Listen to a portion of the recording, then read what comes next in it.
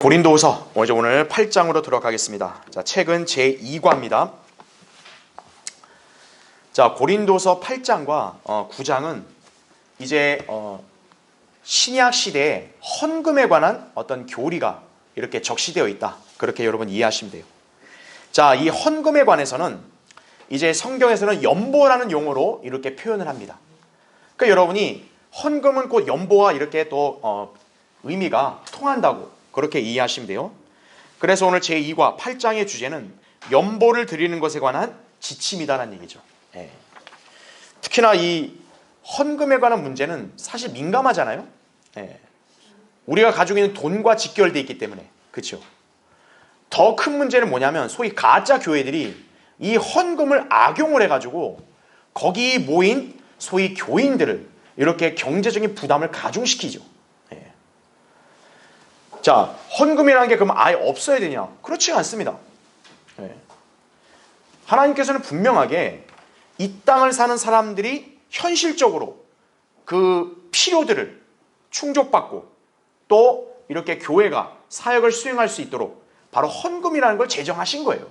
연보를. 그러니까 우리는 연보 자체가 이게 너무 시대에 뒤떨어졌다. 그렇게 생각하면 안 돼요. 헌금은 당연한 거예요. 당연한 건데 우리는 성경에서 명령한 대로만 한다는 얘기죠. 자, 그래서 여기 우리가 성경적 지침을 잘 숙지해야 여러분이 신앙생활할 때 하나님 앞에서 정말 합당한 그런 또 연보를 드리는 삶을 살 수 있는 것이죠. 자, 16페이지 보십시오. 자, 드리는 것은 섬김의 기회다라는 거죠. 여러분, 섬김은 주는 거지 내가 받는 게 아닙니다. 그렇죠? 자, 그래서 이제 그 박스칸 보시면 두 번째 단락 보세요.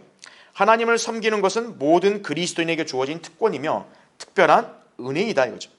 인본주의가 만연하고 또 돈을 신처럼 받드는 것이 세상이기에 그런 세상은 짬을 내어 하나님을 섬긴 일에 대단한 희생을 치르는 것처럼 또는 헌금을 내고 11조를 성실하게 하는 것에 대해 대단한 믿음인 것처럼 말하지만 그것은 은혜를 알지 못하는 무지의 소치이다. 지역교회 예배에 참석하고 교회 사역에 참여하며 헌금과 11조를 바치는 것은 섬김의 기회를 얻는 것일 뿐만 아니라 특별한 은혜임을 알아야 한다는 얘기죠. 여러분, 사실 뭡니까? 헌신도 그렇고 헌금도요. 여러분, 그것도 하나님의 은혜가 있으니까 하는 거예요. 은혜가 없으면은 절대로 이렇게 헌금을 못 합니다. 그래서 그거는 단순한 의무가 아니에요. 사실 우리 신약 시대는 뭡니까?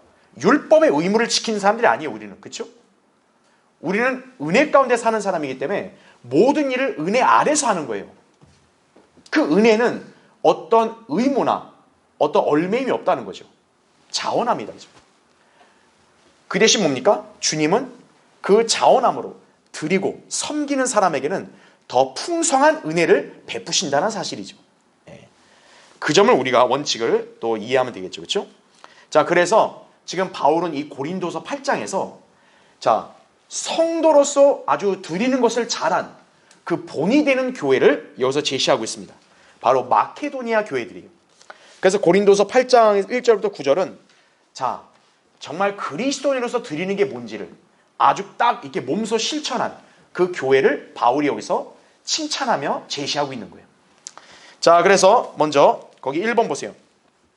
마케도니아 교회의 성도들은 먼저 자신들을 주께 드렸다는 사실이죠. 자, 일단 우리가 8장 거기 1절부터 5절을 잠깐 보세요.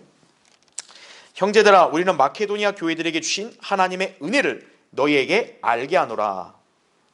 자, 이제 여러분은 여기 8장부터 9장을 읽을 때 은혜라는 단어를 보잖아요. 그럼 여러분은 이 은혜를 구원에만 이렇게 한정해서 보면 안 돼요. 지금 8장 9장은 구원을 얘기하는 게 아니에요. 여기서 은혜는 다 뭐와 연관되어 있냐? 드리는 것과 연관된 은혜예요. 그러니까 바울은 이제 마케도니아 교회가 아주 너무나도 진짜 헌신적으로 드렸다. 그 드림이 하나님의 은혜였다는 점을 먼저 전제로 하고 설명하는 거예요. 자, 2절 보세요. 왜 이게 은혜인지를 여기서 얘기하고 있어요. 큰 환난의 시련 가운데서도 그들의 기쁨이 넘치고 그들의 심한 궁핍에도 풍부한 연보를 넘치게 하였느니라 이거죠. 다시 말하면 이들이 굉장히 여유롭고 풍족하니까 드렸다 이게 아니라 지금 오히려 이들은 굉장히 환난과 궁핍에 처해 있는 거예요. 그런데도 어떤 거예요? 그럴 때일수록 자기를 위해 아끼는 게 아니라 더 기꺼이 드렸다는 거죠. 예. 자, 3절 보세요. 내가 증거하노니 그들은 자기들의 능력에 따라 하였고 또 능력 이상으로 자원하여 하였으며 우리가 은혜를 받은 것과 성도들을 섬기는 일에 동참할 것을 많은 애원으로 우리에게 간청하였느니라. 그들이 이것을 행하였으니 우리가 바라던 대로만이 아니라 먼저 자신들을 주께 드리고, 여러분 거기 잘 표시해 두세요. 그러니까 왜 이 사람들이 이렇게 드리는 거에 본이 되냐면 이 사람들은 우선순위를 잘 지킨 거예요. 뭐냐? 먼저 단순히 돈을 먼저 드린 게 아니라 뭐예요? 자신들을 주께 드렸다. 또 하나님의 뜻에 따라 우리에게 이 은혜를 준 것이라 이렇게 언급을 하고 있죠. 자, 그래서 16페이지 맨 밑에 보세요. 성도를 위해 몸을 주시고 생명을 주신 하나님께 우리 몸의 소유권을 인정해 드리는 것은 당연한 일이다 이거죠. 더욱이 하나님께서는 성도의 몸을 요구하고 계신다는 얘기죠. 그렇게 구원받은 그리스도인은 그의 몸의 소유권을 주님께 내어드려 주님께서 그의 안에서 결정하시고 그의 몸의 지체를 다스리시게 해야 한다. 만약 그렇게 하지 않는다면 그의 몸을 다스리는 것은 마귀나 그 성도 자신 둘 중 하나가 되고 말 것이다 라는 거죠. 예. 자, 바로 여기서는 이제 헌신을 강조하는 겁니다. 여러분이 헌신했다 했을 때 여러분 자신의 삶에 여러 가지 영역이 있을 거예요. 거기에는 뭐 물질도 있을 거고 시간도 있을 거고 재능도 있을 거고 여러 가지가 있는데 여러분이 그 중에서 그냥 한두 가지를 드렸다. 그게 진정한 헌신이 아니라 헌신은 여러분의 몸 자체를 드리는 거예요, 주님께. 예. 그러니까 여러분의 몸 안에는 여러분이 소유한 물질과 여러분이 가진 재능과 기술과 또 여러분이 가진 시간과 여러 가지가 다 포함되는 거죠. 예. 그러니까 여러분이 헌금하는 것도 사실 뭡니까? 내가 헌신한 것을 전제로 해야 헌금이 되는 거예요. 예. 자, 그래서 성도는 먼저 헌신을 해야 된다죠. 헌신을 하고 난 다음에가 뭡니까? 내가 뭐 물질로 섬기든 내가 몸을 이렇게 바쳐서 섬기든 그 다음 이제 순서로 진행이 된다는 얘기예요. 예.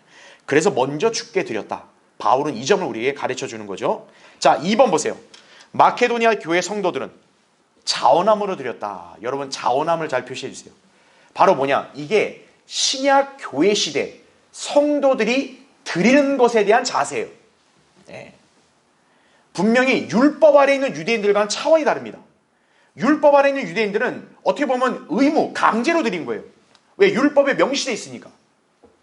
그렇지만 신약 시대 성도들은 율법이 아니죠. 은혜 아래 있으니까 어때요? 그 은혜에 따라서 자원함으로 드리는 거란 얘기죠. 예. 그러니까 이거는 누구도 강요할 수 없는 거고 또 억지로 누가 이걸 하라고 시킬 수도 있는 게 아니에요. 예. 각자가 자원함으로 드리는 거죠. 자, 그래서 밑에 보세요. 먼저 능력에 따라 드렸다라는 얘기죠. 능력에 따라. 자, 자원함이라 했을 때 여러분이 알아야 될 게 뭐냐면 자원해서 그럼 드려야 된다. 그러면 자원해서 드리는 것을 마치 여러분이 뭐 다 드려야 된다. 이렇게 오해하는 분들이 계실 수 있는데 그게 아니에요. 능력에 따라 드리는 거예요. 예. 아, 예를 들어 이렇게 그냥 먹고 살 정도의 월급만 받는 사람이 그런 사람한테 갑자기 막 몇십억을 내라. 이건 말이 안 되잖아요. 예. 하나님도 그런 걸 요구 안 하신다 이거예요. 그거 자체가 이미 강제죠, 그거는. 그렇죠? 예. 특히나 오늘날 일반 이 부패한 교회들이 하는 행태가 뭡니까? 직분을 줘가지고 그 직분에 딱 할당을 하는 거죠. 당신은 어떤 직분을 받았으니까 얼마 이상을 해야 된다. 막 이런 식으로 분위기를 막 강압적으로 몰아가지고. 예. 그거말로 반성경적이라는 얘기예요. 예. 능력에 따라 드리는 거죠. 자, 그래서 뭡니까? 그 능력이라는 게 뭐겠어요? 하나님께서 여러분의 능력에 따라 일을 하고 소득을 벌었으면 그 안에서 하는 거예요. 바로 주님이 제정하신 건 11조인 거죠. 그래서 예. 그래서 11조는 하나님께서 번성케 하셨다. 그럼 그거에 따라서 여러분이 10분의 1을 하나님께 드리는 거란 얘기죠. 예. 자, 그 다음에 밑에 달러 보세요. 그리고 나오죠. 그리고 마케도니아 성도들은 자, 먼저 능력에 따라 하는데 근데 왜 이 성도들이 모범이 됐냐면 거기 나오죠. 능력 이상으로 드렸다라는 거예요. 능력 이상으로. 자, 율법은 강제가 돼 있어서 딱 거기에 맞춰서만 드립니다.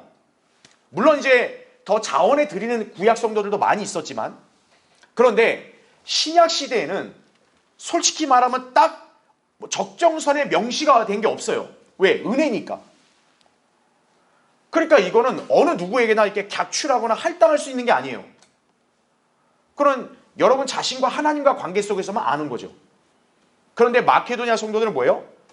자원함이다 보니까 딱 11조만 한 게 아니고 능력 이상으로 드렸다는 얘기예요. 왜냐? 은혜가 있으니까. 하나님의 은혜가 풍성하면 어떤 거예요? 누가 시키지 않았는데도, 또 성도로서 그냥 기본적인 어떤 의무나 이런 것만 하는 게 아니라 더 이상을 하나님 앞에 드린다는 얘기죠. 그렇죠? 마케도니아 성도들이 그랬던 거예요.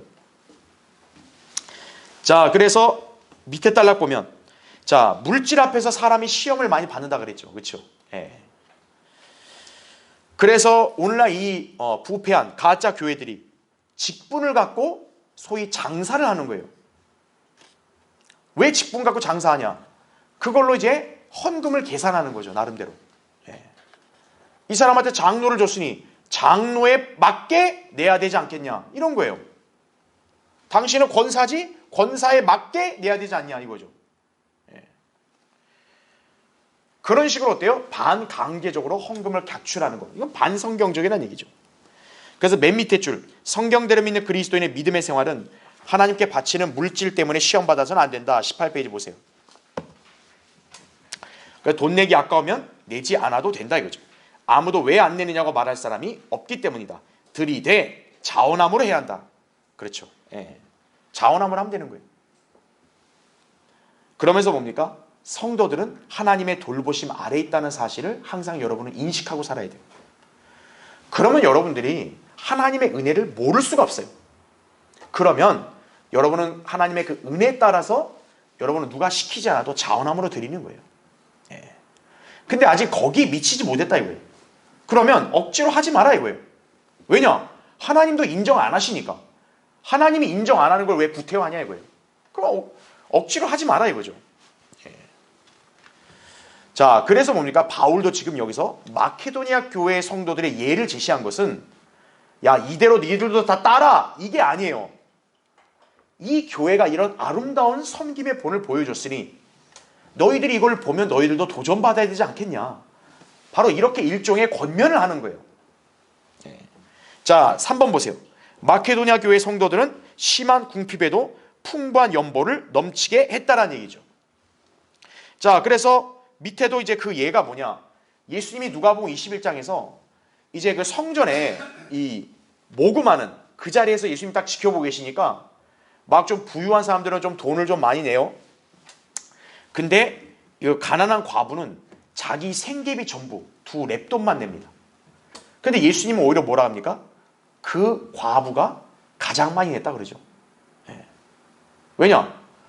부자가 액수 좀 넉넉하게 내는 거, 그건 어려운 게 아니거든요. 근데 자기 생계비 전부를 낼 수 있다? 이거는 정말 보통 그런 헌신이 아니면 안 되거든요. 그래서 가장 많이 냈다고 칭찬하신 거란 얘기죠. 그렇죠? 그리고 이 책에서 소개한 일화를 보면 에티오피아 선교사였던 존 타이너가 이제 사역지에서 교회 건물을 새로 짓기로 했는데 어떤 한 여인이 건물을 짓는데 돈을 지원하려고 자신을 노예로 팔기까지 했다고 그래요. 이 여인은 가진 게 없으니까 자기 몸을 노예 생활을 통해서 이렇게 벌어서 이 사역지에 교회 장소를 세우는데 내가 기여하겠습니다. 그런 일화도 있다는 얘기죠. 이건 누구도 시킨 적이 없어요. 그 여인이 자원해서 한 거예요. 그러니까 이렇게 아름다운 간증이 오늘날 우리에게까지 회자가 되는 거죠. 자, 이게 왜 가능했냐? 바로 하나님의 은혜 때문에 가능했다는 얘기죠. 그래서 4번, 마케도니아 교회 성도들은 기쁨으로 드렸다. 이렇게 얘기하는 것이죠. 그렇죠? 여러분, 인색하고 억지로 드리는 사람들, 드리기 싫잖아요. 하나님은 그런 걸 기뻐하지 않는다는 얘기예요. 그런 사람은 아직 하나님의 은혜가 그 사람 안에 역사를 안 한 거예요. 그러니까 여러분도 항상 어떤 식으로 기도해야 바람직하느냐? 아, 내가 물질을 좀 얼마큼 주셔야지 제가 얼마 낼 수 있습니다. 이게 아니에요. 주님, 제가 주님 앞에 주님이 기뻐하실 수 있게 드릴 수 있도록 은혜를 주십시오. 그렇게 하는 거예요. 예. 그러면 하나님께서 여러분에게 은혜를 베푸셔서 정말 놀라운 손길을 통해 여러분에게 돈을 채워주실지, 또는 여러분의 생업을 복주셔서 번성케 해주실지 우리는 알 수 없지만 어쨌든 하나님께서 은혜 가운데 풍성하게 채워주신다는 사실이에요. 예. 그걸 확신해야 된다는 얘기죠. 그렇죠? 자, 그래서 우리 거의 이제 8장 6절부터 이제 9절까지 보겠습니다. 그러면 우리가 디도에게 권하였던 것은 그가 전에 시작하였던 바와 같이 이 은혜를 너희 안에서도 완성시키라는 것이었느니라. 그러니까 제가 아까 얘기했잖아요. 여러분, 이 은혜를 항상 구원과 연관시키면은 이게 헷갈리는 거예요. 왜요? 여기서 완성시키라니까 구원을 완성해야 되네? 행위 구원. 이렇게 착각한다고요. 그러니까 은혜가 나왔다고 다 구원과 결부지으면 안 돼요. 여기서 은혜는 드리는 은혜를 말하는 거예요. 예. 그러니까 바울이 얘기하는 요지가 뭐냐? 디도가 와서 왜 너희들에게 뭘 권했냐? 바로 너희들 안에서 이 풍성하게 드릴 수 있는 이 은혜가 넘칠 수 있게 되기를 원한다는 거죠. 그래서 거기 7절 보세요. 따라서 너희가 매사에, 즉 믿음과 언어와 지식과 모든 간절함과 너희가 우리를 사랑하는 일에 있어서 넘친 것 같이 이 은혜에서도 넘치기를 바라노라 이거죠. 예. 즉 바울이 뭐냐? 자, 너희들 믿음도 충만해, 지식도 많이 알고, 서로 사랑도 잘해. 그런 것처럼 너희들이 드리는 것도 풍성한 은혜 가운데 풍성히 하기를 원한다 이거예요. 예. 그러니까 어떤 사람은 믿음도 좋고 봉사도 잘하고 지식도 많고, 근데 정작 물질을 드리는데 굉장히 인색해요. 예. 그런 사람은 아직 거기에 은혜가 넘치지 못하는 거죠. 그러니까 바울은 뭡니까? 균형 잡혀 있는 얘기죠. 그렇게 믿음이 충만하고 또 진리의 지식으로 잘 무장되어 있고 또 사랑이 넘치는 정말 모범된 성도라면 마땅히 드리는 것에 대한 은혜도 누구보다 풍성하게 넘칠 수 있다는 얘기예요. 다만 뭡니까? 8절 보세요. 나는 명령으로 말하지 않으며, 바울이 얘기하죠. 예. 왜냐? 은혜 안에 있기 때문에 명령으로 말할 수 없는 거예요. 다만 다른 사람들의 열성을 통하여 너희 사랑의 진지함을 증명하라는 것이니라 이거죠. 예. 그러니까 다른 교회, 다른 성도의 예를 제시하면서 과연 너희들도 이 성도들 같은 은혜가 너희들 안에 있는지 그거를 증명할 수 있다 이거예요. 예. 자, 9절. 너희가 우리 주 예수 그리스도의 은혜를 알거니와 부요하신 분이 너희를 위하여 가난하게 되신 것은 그의 가난함으로 인하여 너희를 부요하게 되도록 하심이라, 이렇게 말씀을 하고 있는 거죠. 그렇죠? 예. 자, 그래서 19페이지 보세요. 19페이지에 5번. 주는 것은 받은 은혜를 표시하는 것이며 사랑의 진지함을 증명하는 것이다라는 얘기죠. 예. 그래서 제가 아까 설명한 내용이죠. 고린도 교회 성도들은 믿음과 증거할 수 있는 능력인 언어, 성경에 대한 지식, 주님을 위한 모든 간절함, 바울과 동역자들에 대한 보인 사랑 다 넘쳤어요. 그러니까 다른 부분은 손색이 없어요. 그럼 이제 뭐만 남았냐? 드리는 것만 남았다는 거죠. 베푸는 것만 남았다는 거죠. 예. 다른 거는 출중한데 아주 베푸는 데 인색한 사람이 있다 이거예요. 그럼 아직은 부족한 거예요. 예. 그러니까 원체 믿음도 약하고 지식도 모자라고 이런 사람은 당연히 베푸는 게 인색할 수 있어요. 그런데 소위 성숙한 그리스도인이라고 하는데 베푸는 데 인색하다. 그러면 이제 균형이 안 잡힌 거죠. 예. 그러니까 바울이 원하는 건 뭡니까? 너희들이 다른 일도 너무 넘치게 잘하는데 베푸는 것도 넘치게 해야 된다. 이걸 얘기하고 있는 거예요. 예. 그러면서 바로 예를 든 게 뭐예요? 마케도니아 교회를 예를 든 거죠. 왜요?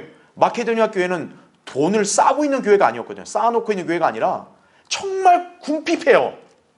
그런데 어때요? 기꺼이 드린 겁니다. 예. 아름다운 사랑이죠. 그렇죠? 예. 자, 그래서 이러한 모든 일은 은혜가 있어야 가능하다. 이걸 지금 바울이 강조하는 거예요. 예. 그러니까 여러분을 옥죄려는 게 아니에요. 우리 신약 시대에 사는 성도들에게는 바로 뭐냐? 우리가 은혜로 구원받았듯이 바로 뭡니까? 우리가 주님을 위해서 하는 모든 것도 은혜로 하는 거란 얘기죠.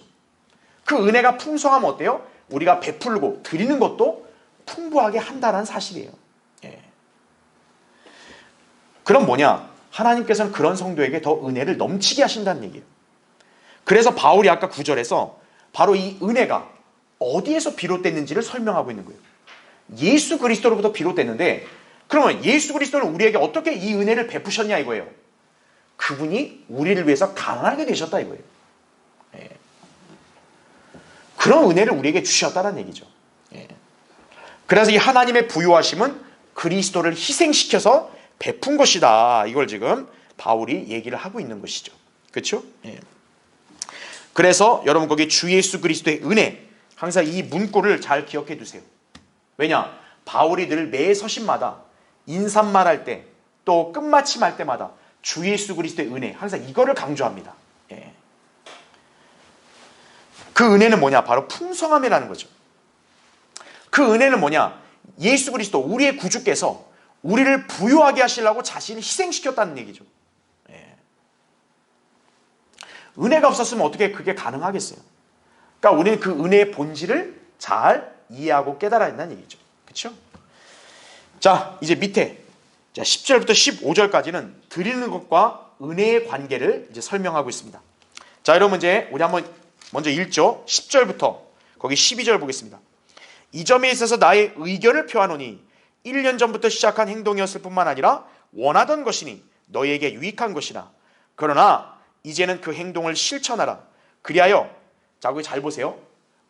어떻게 한 대로래요? 마음에 준비했던 대로. 그러니까 즉흥적인 게 아닌 거예요. 마음에 준비했던 대로 너희가 가진 것에서 그렇게 실천하라 이거죠. 즉흥적으로 하는 사람들이 뭡니까? 그냥 준비도 없이, 생각도 없이 그냥 주변 눈치 보고 하는 거예요. 그게 아니라는 거죠. 마음에 생각했던 대로. 그러니까 늘 그런 생각을 해야 돼요. 그렇죠? 자, 12절 보세요. 먼저 할 마음만 있다면 사람이 가진 대로 받으실 것이며 없는 것을 받지는 아니하시리라. 이렇게 말씀하죠. 여러분 이 원칙을 잘 기억해 주세요. 12절이 굉장히 중요합니다. 즉 주님은 우리의 뭐를 보시고 평가하는 거예요? 마음을 보시고 평가하는 거예요. 자, 돈 많이 내고 싶지 않은 사람이 어디 있겠어요? 사실 여유 있으면 다 많이 내고 싶죠. 못한다고요. 근데 주님은 뭘 보냐? 그 사람 마음을 보는 거예요.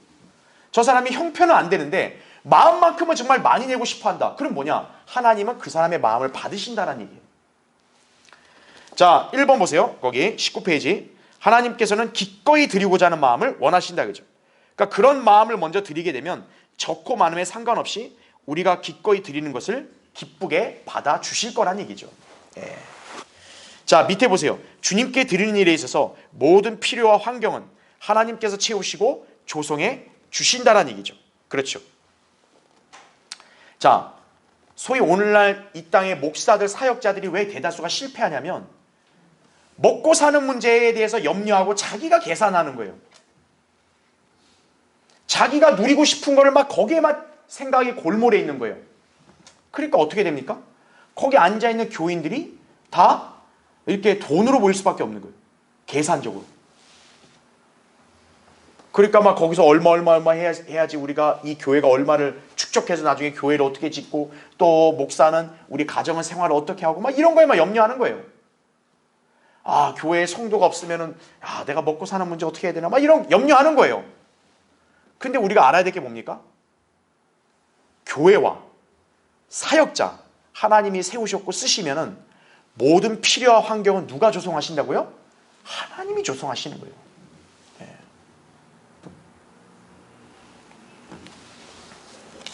그런데 중요한 게 뭡니까? 하나님이 조성하시는데 그럼 하나님은 그 성도들이나 또 그 외의 사람들이 아무것도 안 하고 있는데 하나님이 알아서 하늘에서 뚝딱 떨어지고 이게 아니라는 거예요.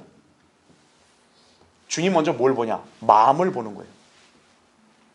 여러분의 마음이 정말 교회를 위해서, 사역자를 위해서, 또 그 외에도 하나님의 여러 가지 일들과 또 다른 성도들을 위해서 나는 정말 이렇게 도와주고 싶다. 나는 이렇게 드리면서 섬기고 싶다. 이런 마음이 가득하잖아요.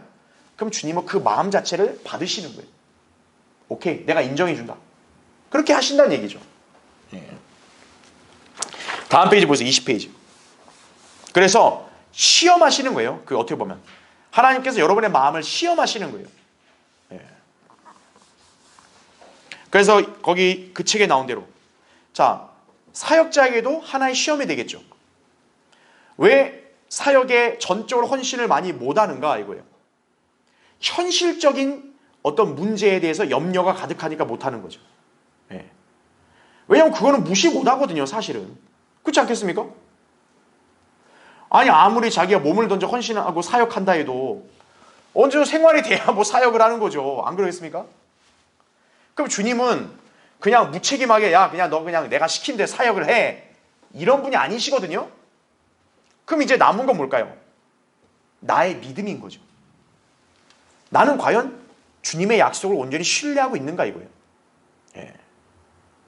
주님은 나를 돌보신다 했고 나의 필요를 채워주신다고 말씀하신 거 나는 과연 온전히 믿고 있는가? 그 마음이 중요한 거죠. 그 믿고 있는 마음만 있다면 어떤 거예요? 주님은 그 사람 책임져 주시는 거예요. 예. 그래서 주님은 저 사람이 헌신, 사역의 의지가 있는가? 그걸 보는 거예요. 그러니까 의지가 있으면 어떤 거예요? 그 사람이 인간적으로 부족해도 하나님 부르시는 거예요. 쓰신다 이거죠. 예. 여러분도 마찬가지입니다.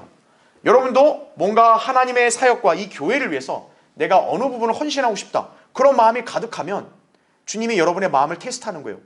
정말 너 순수하게 그렇게 하고 싶냐? 하고 싶다 이거예요. 그럼 주님은 그런 여러분을 그렇게 할 수 있도록 쓰시는 거예요. 물질로나 이렇게 교회 이 사역, 정말 이 중요한 사역에 내가 기여하고 싶다. 그럼 하나님 채워주시는 거예요. 예. 자, 어떻게 반응하느냐에 따라 그 사람의 인생 행로가 결정이 되는 거죠. 그래서 거기 20페이지 맨 위에서 세 번째 줄 보세요. 만약 기꺼이 하나님의 뜻을 행하고자 한다면 하나님께서는 그 사람이 설령 그 일을 할 수 없을지라도 드리고자 하는 그 사람의 마음을 받으실 것이다. 그러나 자신의 마음을 어느 한쪽으로 미리 정해놓고 하나님께 굴복하지 않으면 공경에 빠지게 될 것이다 라는 사실이죠. 예. 자, 여러분이 하나님의 뜻을 발견하는데 핵심적인 내용이 되는 거예요. 자, 보세요. 여러분이 주님을 사랑한다 그래요? 그러면 여러분은 주님이 여러분에게서 무언가를 가져가신다 해도 저는 기꺼이 드리겠습니다. 그렇게 여러분 막 고백할 수 있어요? 그러면 정말로 마음이 그런지를 주님이 물으실 수도 있는 거예요. 너 진짜 네가 가진 모든 게 다 내 거라고 너 인정하냐? 예, 그렇습니다. 그런데 만약 주님이 욥처럼 그럼 내가 하루아침에 너한테 그걸 다 뺏어가도 되겠느냐? 그랬을 때 과연 여러분 마음에서 예, 주님이 가져가신다면 드리겠습니다. 그렇게 대답할 수 있느냐 이거예요. 우리는 말로는 늘 주님께 다 드린다고 얘기하죠. 근데 정말 주님이 여러분 개인의 마음에다가 너 정말 네가 가진 모든 게 다 내 거라 그랬어? 그럼 내가 오늘 밤에 그걸 다 가져가면 너 나한테 다 줄래? 그러면 사람 어떻게 했어요? 그거는 좀 그러면 어떤 거예요? 그 사람 마음이 없는 거예요. 마음이 없이 입으로만 말한 거예요. 네. 근데 뭡니까? 역으로 마음으로 예, 주님이 다 가져가셔도 됩니다. 네 사랑하는 가족을 내가 데려가도 너 가족을 줄 수 있냐? 예. 그러면 어떤 거예요? 주님이 그 사람의 마음을 받으셔서 인정하시는 거예요. 오케이. 너의 마음과 믿음 내가 인정한다. 그러니까 실제로 주님이 그렇게 데려가시는 게 아니라 그렇게 여러분이 마음가짐만 가져도 어떤 거예요? 그렇게 한 것으로 인정해 준다는 얘기예요. 예. 그게 바로 12절 말씀의 진이에요. 할 마음이 있는 게 중요하다는 거예요. 여러분이 진짜 마음 같아서 나 선교사로 헌신하고 싶어요. 저 사역하고 싶어요.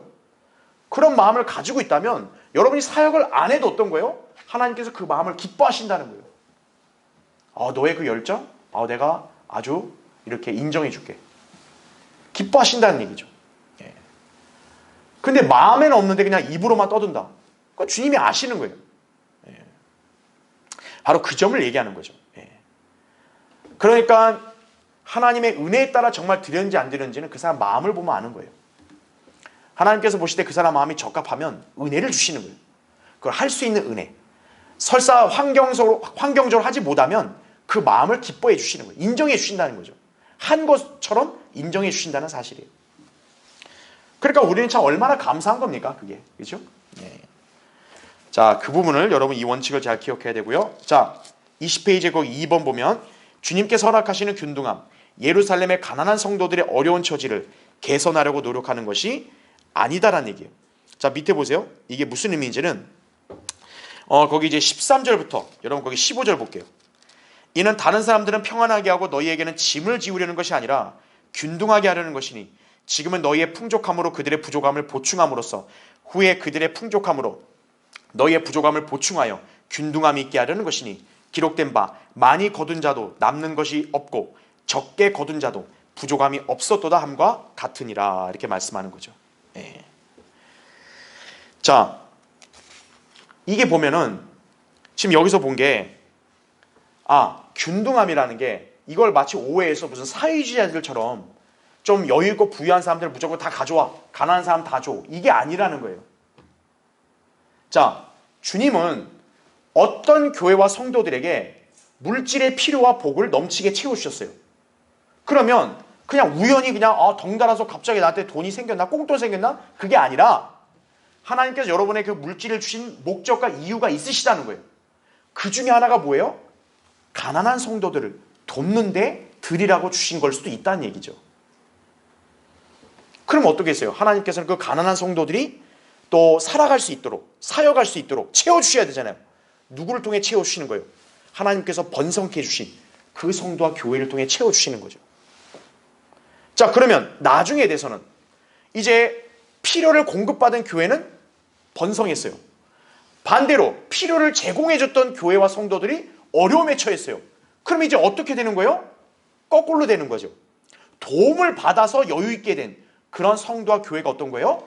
도움을 줬던 그 교회의 어려운 처지를 이렇게 이해하고 같이 또 돕는 거예요. 이게 균등함이란 얘기죠.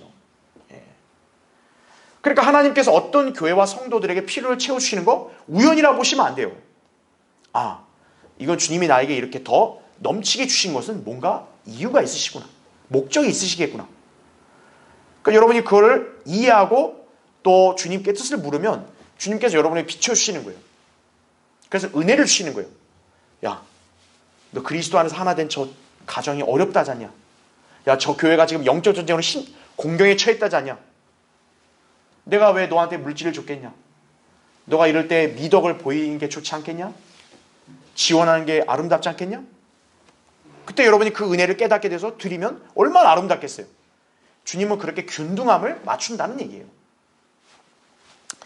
자, 그래서 거기 이제 밑에 보면 궁핍에 처한 다른 그리스도인들을 돕도록 하나님께서 고린도 교회에 공급하신 풍요함을 사용하시는 것이다. 즉 하나님께서 당신을 다른 이들을 위한 복으로 사용하시도록 자신을 주님께 내어드려야 하는 것이다 라는 얘기죠. 그렇죠? 자, 그래서 이제 나머지는 여러분이 다 이렇게 이해하시면 됩니다. 즉 뭐냐, 하나님께서는 뭐 이렇게 필요 이상으로 여러분이 뭐 이렇게 욕망을 충족시켜주기 위해서 과도하게 해주시고 이런 게 아니에요. 여러분의 필요를 채워주십니다. 필요 이상으로 많이 베풀어 주셨으면 여러분에게 바라시는 게 뭐예요? 그 받은 것을 다른 사람에게 사랑으로 이렇게 드리고 또 이렇게 베풀 수 있어야 한다는 얘기죠. 그렇죠? 그게 바로 뭡니까? 하나님이 정한 이 지금 신약 시대 바로 모든 성도들을 균등하게 이렇게 보살피시는 거란 얘기죠. 자, 그 점을 여러분이 이해하시면 되고요. 자, 그래서 이제 16절부터 24절 하나님께 드린 연보를 다룬 일에 대해서, 자, 이제는 교회와 사역자가 명심해야 될 사항입니다. 즉 뭐냐, 여러분이 이제 자원함으로 어떤 여러분이 속한 교회나 또 여러분이 속한 교회의 어떤 어려움에 처한 가정이나 또는 다른 지역 교회나 다른 성도들 돕기 위해서 연보했어요. 그러면 그 연보를 관리하는 사람이 그걸 받았을 거 아니겠어요? 자, 그걸 이제 어떻게 다뤄야 되냐? 바울이 이제 이게 지침을 준 거예요. 자, 1번 보세요. 사도 바울은 걷어진 연보를 다루는 일에 신중했다는 얘기죠. 그러니까 어떤 교회나 목사는 막 헌금 들어오고 돈 들어오고 막 신나는 거죠. 이거 마치 자기가 막 쓸 수 있는 것처럼. 아니라는 거예요. 하나님께서 무언가 필요를 목적을 위해서 연보를 풍성하게 주셨으면 신중하게 그걸 관리하고 이렇게 사용할 수 있어야 한다는 얘기예요. 왜냐? 그것이 자칫하면 뭡니까? 비난받을 소지를 줄 수 있기 때문에 그런 거예요.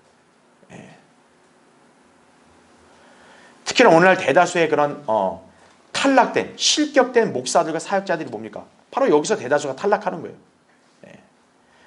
교회 헌금, 연보를 이렇게 신중하게 또 꼼꼼하게 관리하는 게 아니라 자기 멋대로 막 남용한다 이거죠. 착복한다 이거죠. 자기 자신과 자기 가정을 위한 어떤 용도로 쓴다 이거죠. 그렇게 되면 뭡니까?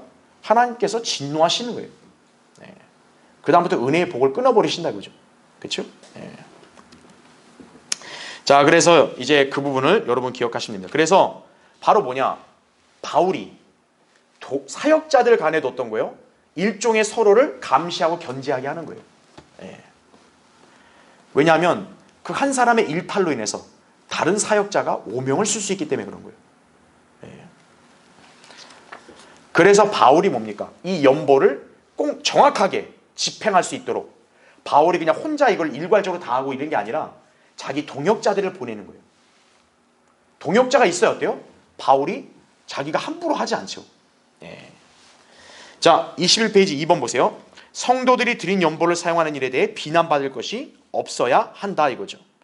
자, 여기는 이제 성경적 지침이 잘 설명되어 있으니까 한번 볼게요.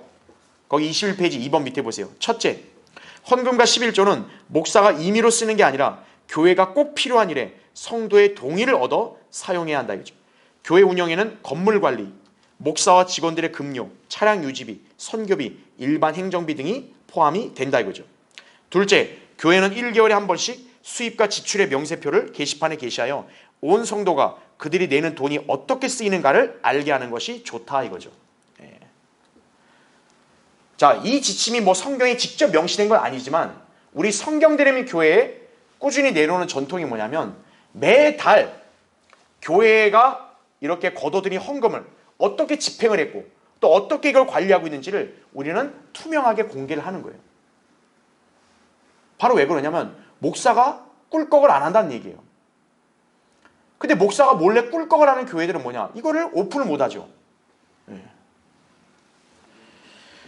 그러니까 이걸 왜 오픈하냐? 우리는 바로 이 성경적 지침에 따라 하는 거예요. 즉, 여러분을 하나님께서 복 주셔서 은혜 가운데 여러분이 자원함으로 은혜로 드렸는데 그 드린 게 헛되이 쓰이면 안 된다 이거예요. 우리 성경대님의 교회 목자들의 신조는 뭐냐면 하나님의 돈을 절대 헛되이 쓰면 안 돼요. 그건 철칙입니다. 그래서 뭡니까? 교회 사역에 필요한 것, 또 성도들의 유익을 위해서 쓰는 거예요. 목사는 뭡니까? 먹을 것, 입을 것 하나님께서 그것만 제공해 주시면 그걸로 만족하고 사는 거예요. 그 이상 이하도 없는 거예요. 바로 그 점이라는 사실이죠. 그렇죠? 그래서 교회가 이렇게 헌금과 11조를 냈다. 이건 목사 게 아니에요. 그 대다수 교회들은 목사들 자기 건 줄 아는 거예요, 이게요. 그러니까 뭡니까? 자기 멋대로 와서 뭐 집 사고, 뭐 무슨 땅 사고, 뭐 이러고 이런 짓 하는 거예요. 자기 가족이랑 뭐 자기 자식한테 물려주고 막 그런 짓 하는 거예요.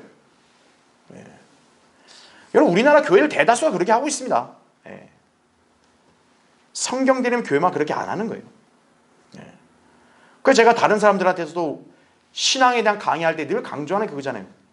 어떤 교회를 가야 올바른 교회입니까? 도저히 성경에 대해 모르는 사람이 물어보면 두 가지 얘기하는 거예요. 첫째, 변개되지 않은 바른 성경을 믿고 실행한다. 일단 성경이 바른 성경이 있어야 된다 이거예요. 둘째, 돈과 무관해야 된다 이거예요. 그러면 그 교회는 좋은 교회라고 가면 된다고. 일단 어떤 형태를 돈으로 엮은다, 그럼 그 교회는 빨리 나와야 돼요. 그렇게라도 쉽게 분별할 수 있는 거예요. 그렇죠? 자, 셋째 보세요. 교회가 하나님의 돈을 받아 세상을 위해 쓰는 거 난센스입니다. 뭐 무슨 이렇게 불이웃 돕게 하겠습니다 하면서 세상에 뭐 저기 사회단체 이런 데서 내가 돈을 써야 되니까 여러분 헌금하십시오. 그건 비성경적입니다. 자, 예수님이 딱 원칙을 알려줬죠. 카이사의 것은 카이사에게, 하나님의 것은 하나님께 드리는 거예요. 여러분이 물질을 바친 건 하나님께 드린 거지 인간한테 준 게 아니에요. 그럼 그건 하나님의 일을 써야 되지 세상을 위해 쓰는 게 아니라고요. 근데 오늘날 저 큰 대형 교회들 어떻게 합니까? 세상에다 돈을 투자하는 거죠.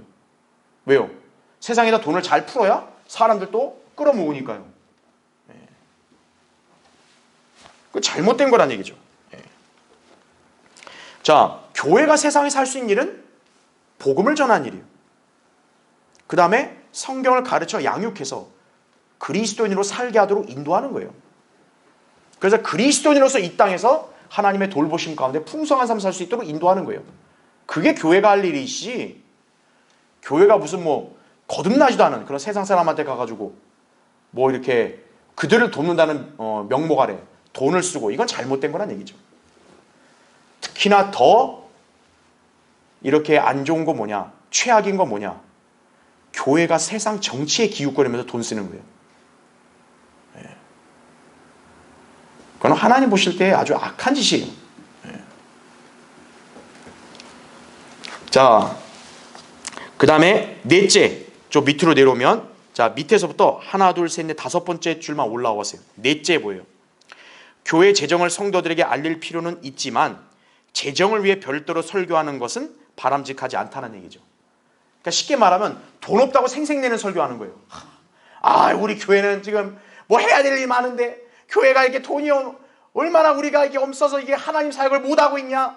이래서야 되겠냐? 목사가 생활이 이래서야 되겠냐? 막 뭐 아니 설교를 자기 생색내는 설교하는 사람이 있어요. 탈락이에요. 돈 설교하는 그런 교회들이 있다. 돈 설교. 이제 돈이 좀 떨어져 가는 것 같으니까 갑자기 막 돈 설교하는 거예요. 많이 바치면 복 받는다 이런 식으로.